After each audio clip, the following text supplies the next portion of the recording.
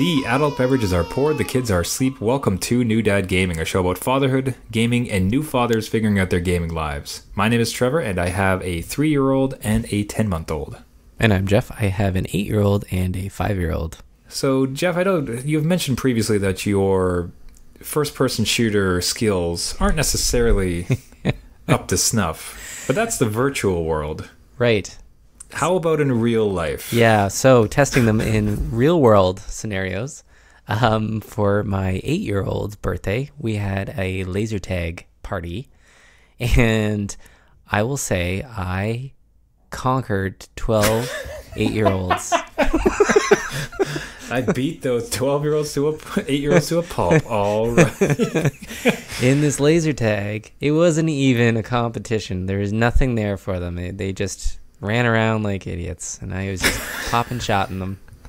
They had no strategy. Nothing. They had no skills. They had nothing. Yeah, no, man. It was totally different to kind of be in there. I've played laser tag with my son before, but never hosting a birthday party. And again, a dozen kids in there, a dozen 8-year-olds running around, and a couple smaller ones. And when we were in there and it's all the black light, all the funky colors and the music going and beats pumping and everything, as a 30-plus-year-old, oh, jeez. Felt right at home. I felt right at home, and I felt like I needed to take the top spot. So I ended up just clobbering these kids, and I didn't even, like, you know how for those who have come out of laser tag, you come out with points, and they give you a little score sheet on who you tagged, who you died by, this whole little thing. It's actually quite detailed, like your accuracy and all that. So after this game where I dominated everybody, I walked out and continued to set up the party. Like, the pizza was coming, and then we would go back in for another game. So I was in the room doing stuff, and my wife was talking with our neighbor, and they're like, wow, Jude says he's in first place. So I got my son, and he was really confident that it was him at the top spot. So oh no. And my wife is like, no, I don't. I think something like maybe there's like a gentleman's agreement where, you know, they don't shoot the birthday boy, and, you know, he got to shoot them or something like that. There's no way my son is top place. Right. Don't worry about that. So my neighbor's like, no, give him some credit. Like, just, you never know. Like, maybe he's really good at it. And then my wife asked me just in passing, and I'm like, oh no, that was me. Like. Oh, goodness, no. I mopped the floor with those kids. Yeah. You kidding me? Yeah. If you look at the accuracy on the printouts, it's like me at like 50% and these kids at like 1%, 0.9, because they're just in there like blasting everything, like not hitting anything at all. They're just blasting walls and stuff. So it was fun. And the second game we got in there, a few parents joined. So I had a little competition. So it was fun. It was a good time. So parents had fun. The kids had a good time. And I was hot, sweaty out of that thing. Like, it's a lot of running around. I don't have the energy for this anymore. So. Is it the exact same event that we remembered as kids? Like, has laser tag changed at all? Nope, hasn't changed.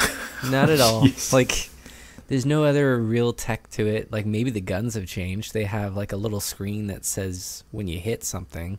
But that's about it. That's the same. Like, it's an unbelievably heavy vest, like a surprisingly heavy vest, like Kevlar. A gun that's tethered to you, and it's kind of slightly futuristic. A little screen that shows you when you've hit. Yep.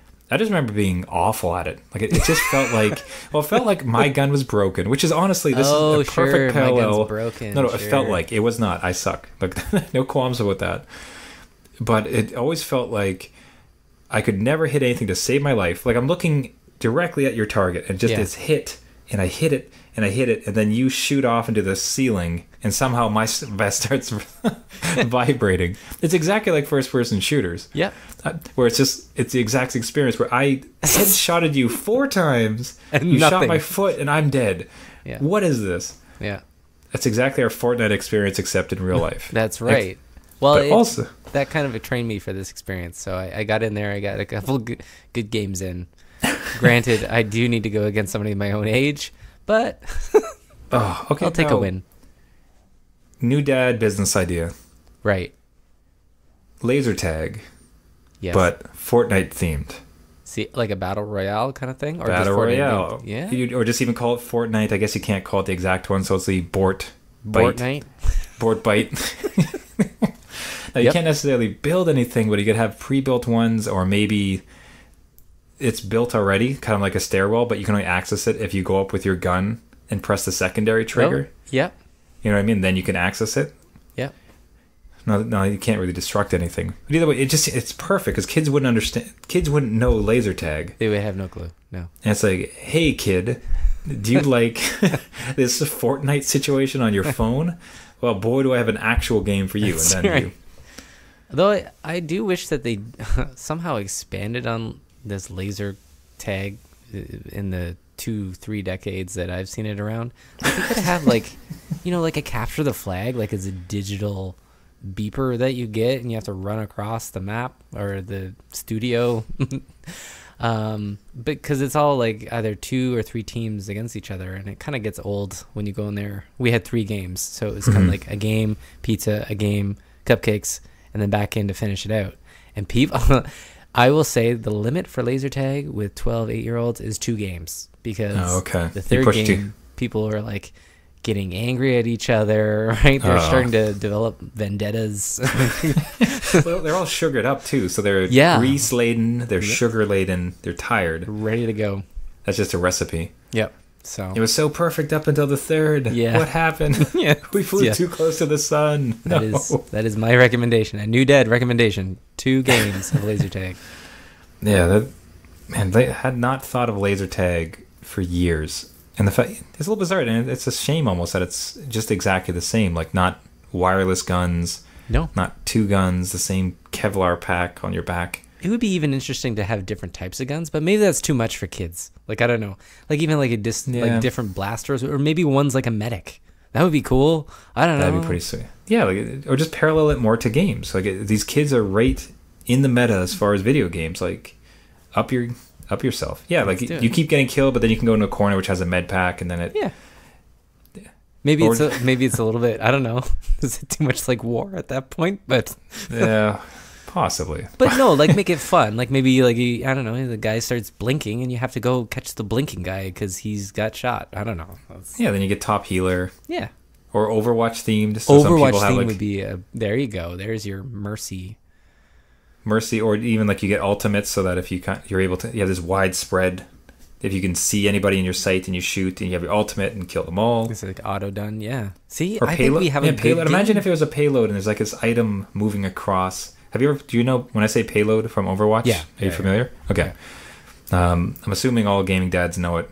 It's classic. So there's an item you have to, as long as no enemies are there, it moves. This item, this tank, this car, whatever it is, moves across the map to a destination. But as soon as there's an enemy there, it doesn't move. So you have to be there, you have to defend it, it has to move.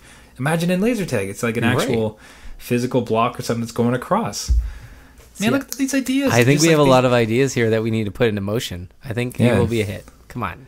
Okay, so everybody listening, we'll be starting a Kickstarter. Yeah. For this great new laser tag idea. Yeah. Laser tag in the future. Bort Bite. Be part of the new wave of laser tag. I'm sure Epic has enough money to build a couple for us. There you go. Just on a larf, right? Just a break. Come on. So we want to make a call out. We got a excellent message from a gaming dad this week by way of email through the website. Thanks so much. So this is for gaming dad Matthew. And man, what a fantastic series of games he mentions. So we had apparently mentioned Bushido Blade 1 and 2. Yes. Why on earth have they not done that game again? Why haven't they? It's like, it was by Square at that time, right? Squaresoft? I don't understand Squaresoft sometimes. I wish... It's just, I can't think of any... I'm sure there was something. I can almost think that For Honor was a little close in that it was dueling. Yeah. And I think you didn't have 1,000 hits necessarily, but it's just not the same. Bushido Blade 1 and 2, if you remember back from like 1997, it was samurai dueling, one-hit kills generally, as long as you had like to an organ. Although I think you mentioned like if you hit an arm, it would just kind of go limp, or you would have very like little movement with it, like you would in a samurai fight that you got slashed with. So, and then these awesome scenes from old ancient Japan, and there's bamboo forests. Yes. That the bamboo trees are falling down as you're taking these big swipes. Yeah, as you cut through them. And how much of a badass did you feel like when you got that one hit on the other samurai and dropped him? Like, it was just masterful. Yeah. And I don't know why they haven't remastered this game. I'm calling for it. I think a lot of other new dads are calling for it. You're remastering everything else. Come on. Let's give us Bushido. Remaster or just even a new version of it. Or, a new take on it, on that system where it was, a 2D fighter, or not a 2D fighter, but a fighting system that has a damage component to it that's not just hit points or a power bar. Yeah. And all the modern trappings, which could be great. So online play. Yes. Competitive scene. Yep. Like, think about the environments you could now do with modern consoles. Like, oh yeah, come on, guys. Again, great ideas. Let's do this. Yeah. The only other thing I think too, if they ever do pull the trigger on a PS1 Mini, yes, that had better be on it. I agree.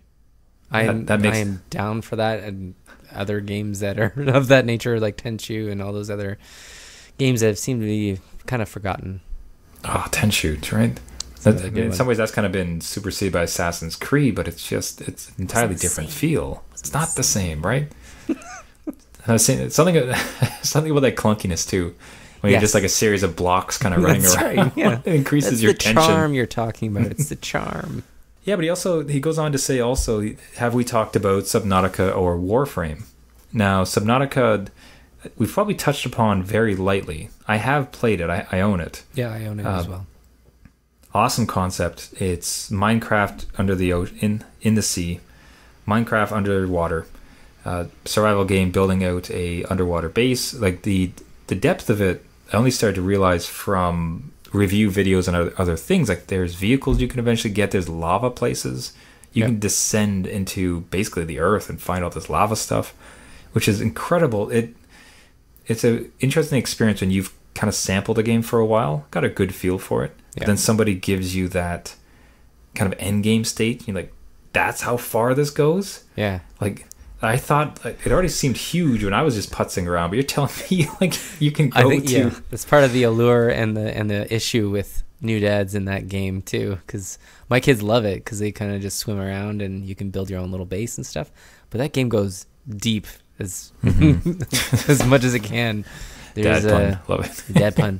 There's a lot to that game. There's a whole other like alien mystery and why your ship got shot down into this water world and what's there and what lives there, and so it's a good one to explore. But you need some time to sink into that one for the narrative.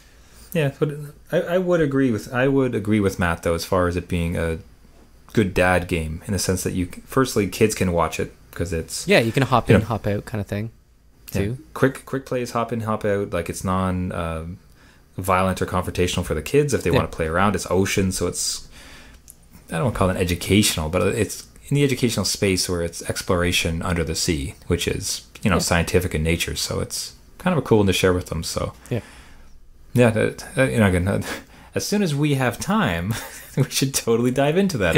I'll dive in. There you go. Yes. Oh, again. That wasn't on purpose. That wasn't even there. Yes. Off the cuff. It's so deep. You need to dive in. Look at us.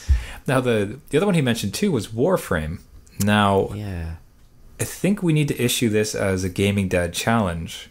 Oh, you're doing that, eh? Official challenge? Warframe? I think this is the Gaming Dad challenge because much like Fortnite, I think the two of us should dive into this one. It is a free title. Yep. It is a title that has received incredible praise across the internet. I think it used to be a fairly bad learning curve and a little bit hard to kind of get into. I think they've really polished those edges off. And you watch some of the reviews of it and people are really glowing about it. It is very much free-to-play Destiny. Okay. Right? And a free-to-play done well. I have not heard anybody really complain about the free-to-play model that they're employing. Okay, well, let's give it a shot and see if Warframe kind of lives up to everybody's expectations and ours, and see if it's a good dad game to jump in. Yeah, I've never played it. Have you ever played it? I have never played it. It looks so confusing. Like you talked about Overwatch having just 1,000 things on screen. Yeah, this like, seems this even worse. Well, because it's not even colorful and cheery. It's like dark and dank and like Cybertron. Like it seems a little intense. This makes it so much better. So yeah, I think we should hop in and let everybody know about our experiences.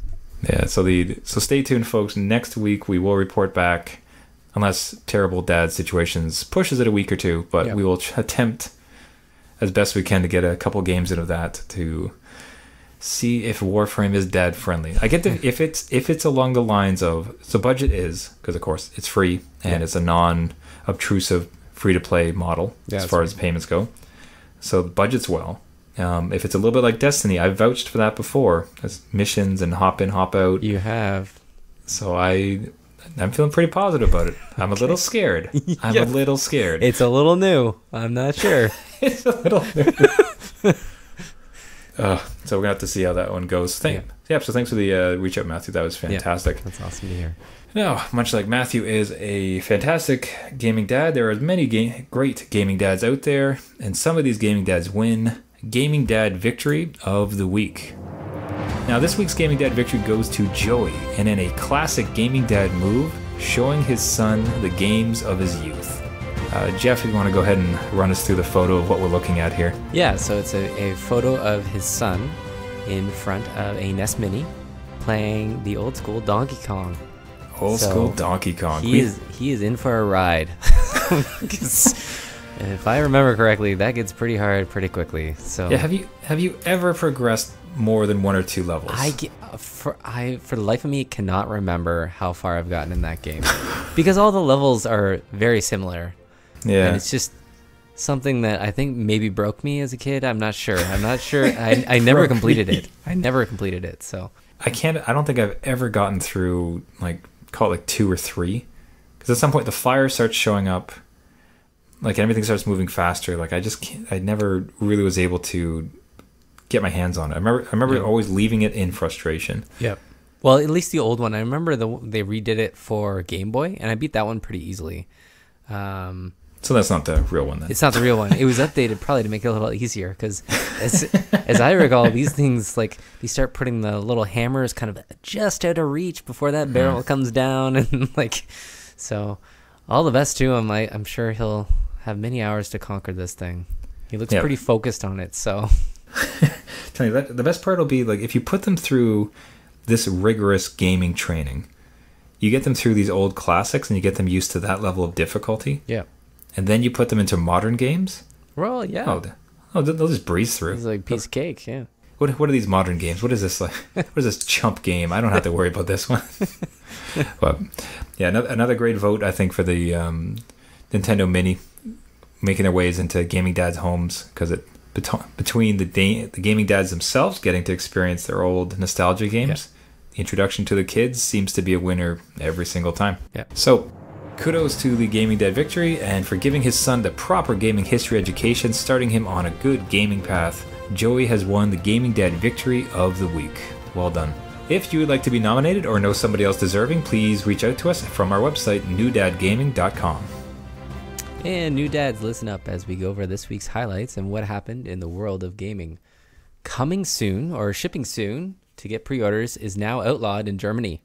That's right, for any retailer to sell a pre-order for a product or a software license, the reseller must specify the exact date on which that product will be delivered. Germany is known for all these consumer rights, and this kind of further tightens those restrictions for companies to sell their products, hopefully setting an example for some other countries and even some game developers to sit up and take notice.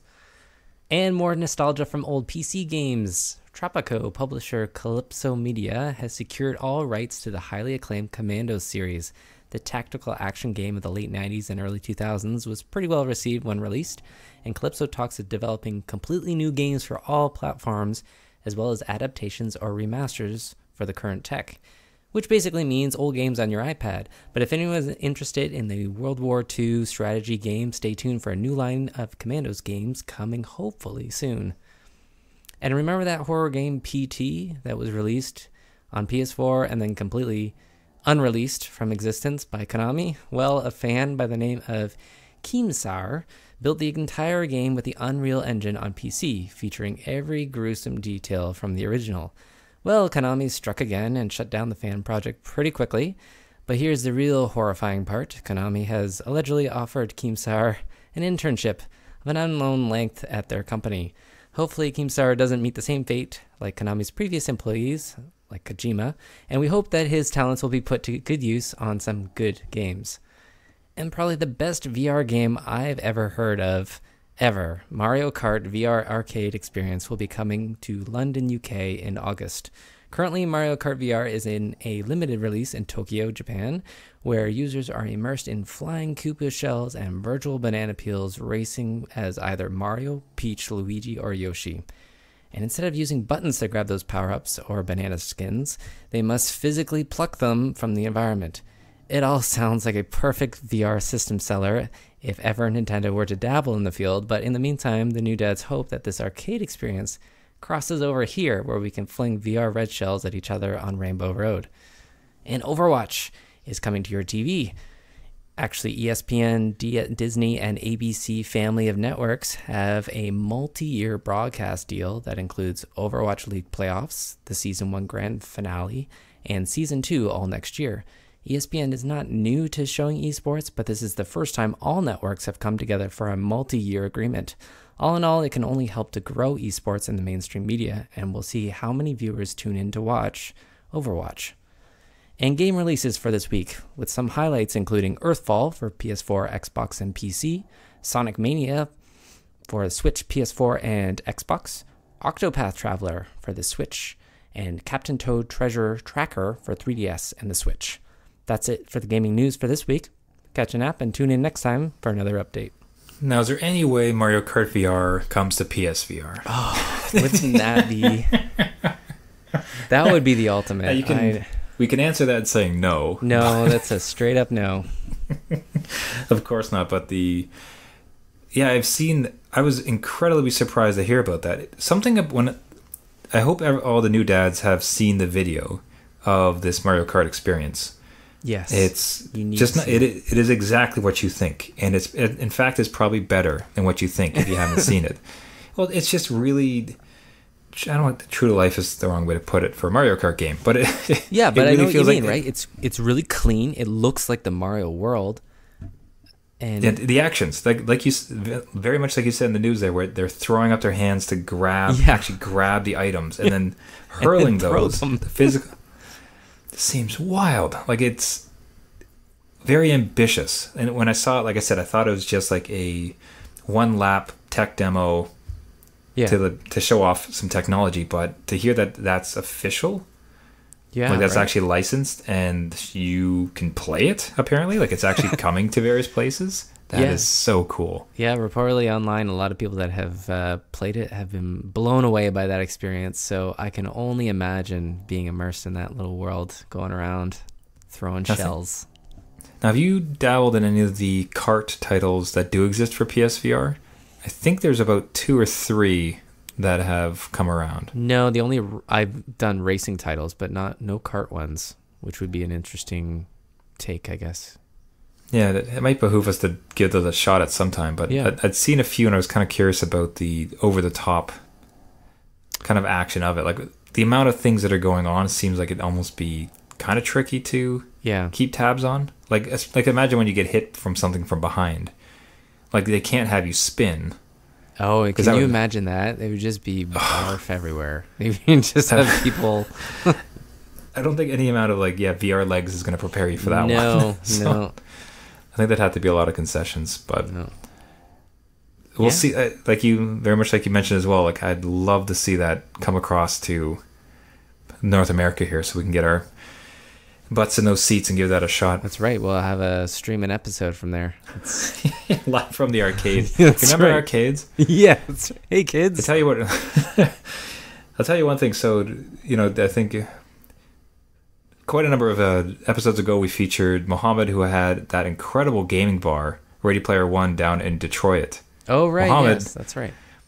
If you really want to set that bar on fire, you see what you can do about getting that Mario VR experience into the bar. That would Guarantee success. Absolutely. Yeah. Can't be that hard, right? We got another idea, right? This show's all been about ideas. We just need the capital to start it. This has been the entrepreneurial version of New Dad's Gaming. Getting ourselves into the system. Now that I'm trying to recall, I know you talked about before, had you gone through PT when that was a demo? I tried. You know what? I really tried, but that game is scary, like psychologically scary. Have you ever played it? Because this thing it will screw with your mind. I was watching a playthrough of it, which is kind of, it really lessens it. So it's kind of not fair in the sense that because of the commentary. Yeah, and you're a little bit, I guess you're not really interacting, so there's no, I don't know, you're not afraid of certain things because you're not doing those actions. Like, I can see it. I've watched a couple of playthroughs myself, and hilarious too, because the commentary is usually a person scared out of their mind.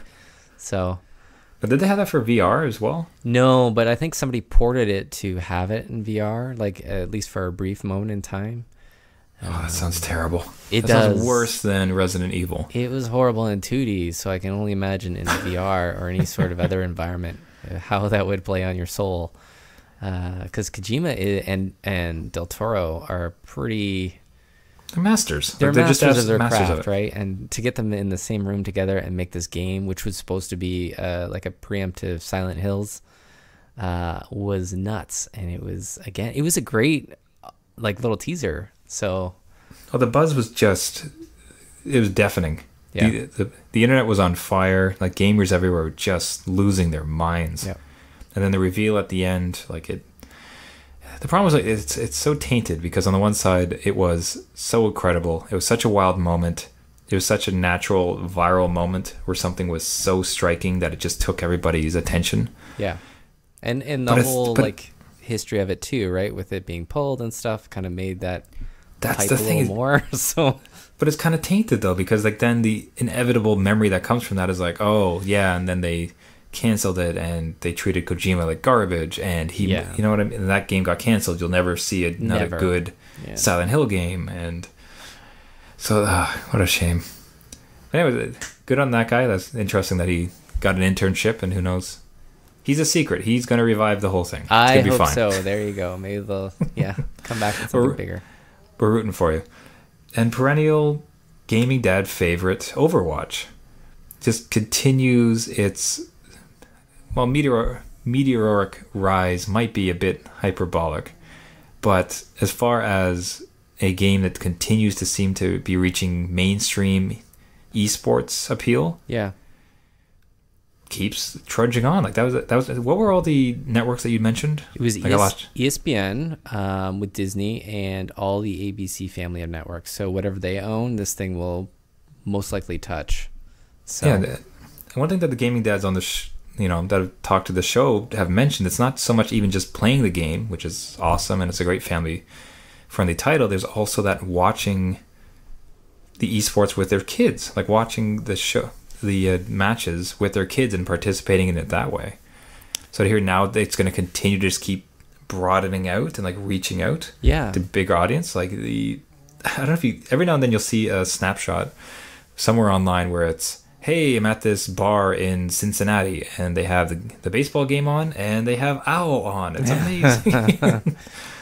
Yeah, and really the only negative I've seen online from this was that it's not a very exciting thing to watch.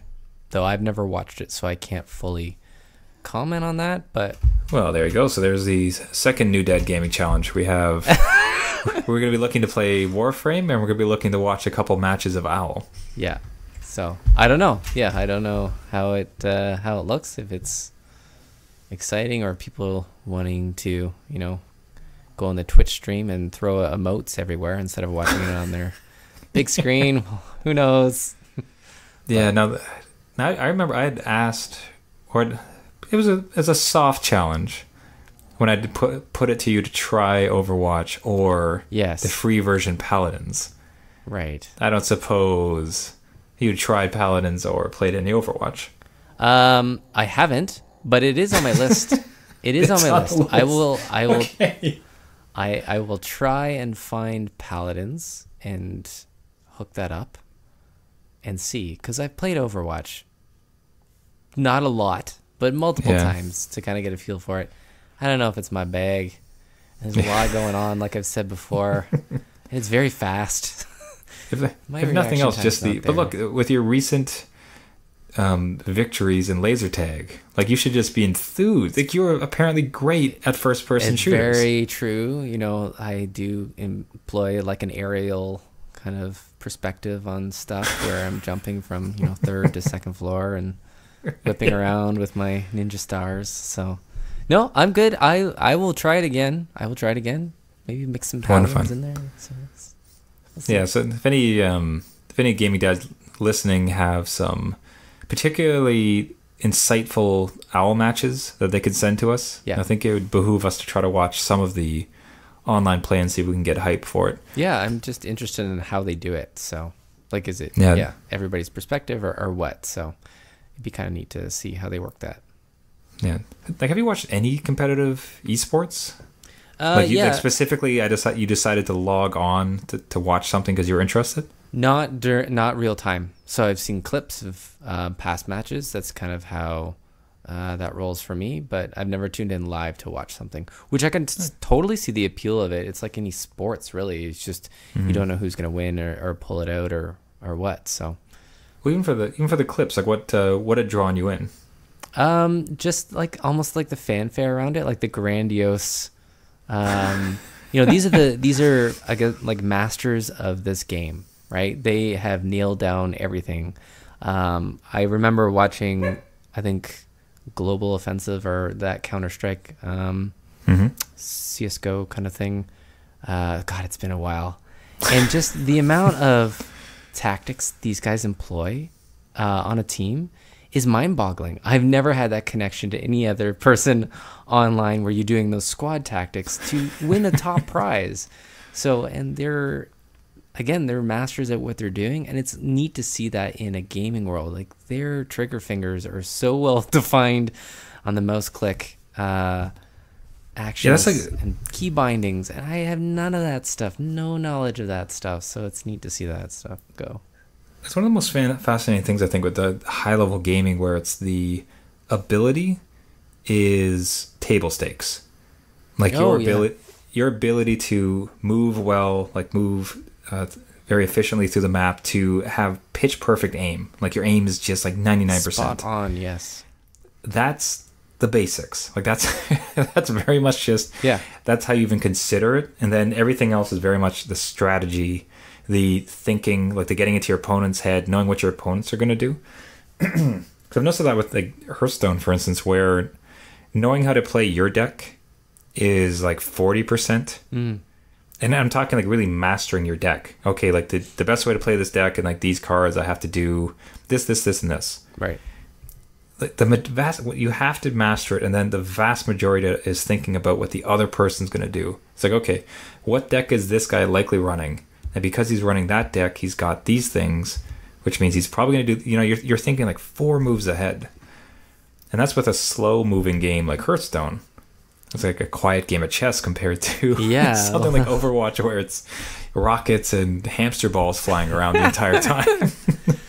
Yeah, and even that has its own, right? Like, everybody has their own sense of strategy and how they employ that across teammates and keep that connection going through a live match. That's a lot of pressure and a lot of changing variables at once. And I think if anybody stuck a camera in my home while I was playing one of those games, they'd see frustration. They would see frustration and anger. It's going to be interesting if, as opposed to driving our kids to the hockey tournament or the baseball tournament, which I very much hope we do too. Yeah. Or soccer tournaments more likely. Yeah. It'll be driving them to the e-tournament where, Dad, me and my team are competing on esports, so come on. That would be neat. They need my tracer. That'd be pretty... Man, that's actually super exciting when I think about it. I was going to say, I'm seeing the little glint of hope in your eyes. Just, help, we can do this. Yeah. You train them Dad, I want to shoot basketball. No. Here's your mouse and keyboard. Let's get those fingers rolling. Let's get this click rate up, buddy. But I don't know if it keeps on going in kind of local tournaments, and stuff like that. Like Hearthstone, for instance, again, like it's going to be releasing a tournament mode where you can kind of just run a tournament. I'm not sure of all the specifics, but I've heard at least that much of it. So the thought that you can kind of run a smaller local one and your friends can go. Yeah. When I was looking into, I have that kind of secret dad wish of going and competing in a small tournament with Street Fighter. Yes, you do have that wish. No one knows about that, though. Just this podcast and like a couple hundred of our closest friends. Right. And there's some appeal about that, like showing up and you sit on down and it's classic kind of tournament rank, like a tournament like you did when you were a kid. Yeah. I'm just saying, just to not lose one round, Jeff. Yeah. No. To go to a tournament setting and just not lose the entire thing. I hear you. You're like that old movie, The Wizard, where he beats Super Mario 3 in front of everybody. Like he has the power. Except he's a 35-year-old with 2 kids. Hey, anybody can do it. Come on. Yeah. I am the wizard. Yes. Jeez, I haven't touched that game in a long time. The backlog still exists. Yeah. It's so bad. True. And now we're gonna be hooked on Warframe this week. That's right. We're gonna try that out and come back. Stay tuned, everybody. And we're gonna watch an owl match. Yes. You're just loading on the homework. I didn't think this is. Hey, this podcast is just supposed to be about games and kids, man. I know. Like, what's going on? Come on. I'm down for it. So as I said, gaming dads out there, if you have any good Warframe videos for us to kind of get ourselves into it, send it along. If I have noticed there's actually a fair bit of loot coming out of Twitch Prime. Okay. So I'm an Amazon Prime subscriber. That means I get Twitch Prime for free. And because of that, I get a bunch of loot and everything. Apparently, there's a bunch of Warframe stuff on there. So so you're going to walk in like already overpowered or something? It's going to be, I think it's cosmetic. It's going to be just like pink sequins. Yeah, but you're going to have a cool hat and I'm going to have nothing. I'm going to have the default skin. This is Fortnite all over again. That's right, because when we did our dad experiment, I had all this like Amazon swag for my Fortnite guy. Didn't help at all. Default Died guy. a lot. So any videos, gaming dads, you can send us for Warframe and any particular OWL matches that is really accumulate like some of the greatest showings from OWL. We'd be appreciative for seeing that because we'd love to start with the creme of the creme as we dive into that too. But we got to get off of this. We got a lot of homework this week for these gaming dads. So let's wrap it up there. Thank you everybody so much for listening. This has been New Dad Gaming. If you'd like to get a hold of us, you can find us at our website, newdadgaming.com, as well as all the social media sites. The podcast itself, you can subscribe on iTunes, Google Play, Stitcher, and Spotify. I would really appreciate a subscription, a like, and a pass along to any new dad who games. Until next week, my name is Trevor, and I have a 3-year-old and a 10-month-old. And I'm Jeff. I have an 8-year-old and a 5-year-old. And which one of them will be the Owl Pro? Which one? There can be only one. That's right. Can I go to soccer? No. You can be a hamster ball on Overwatch if you like. That's right. You're going to try this. Not in this house. All right, everybody. See you next week. See you later.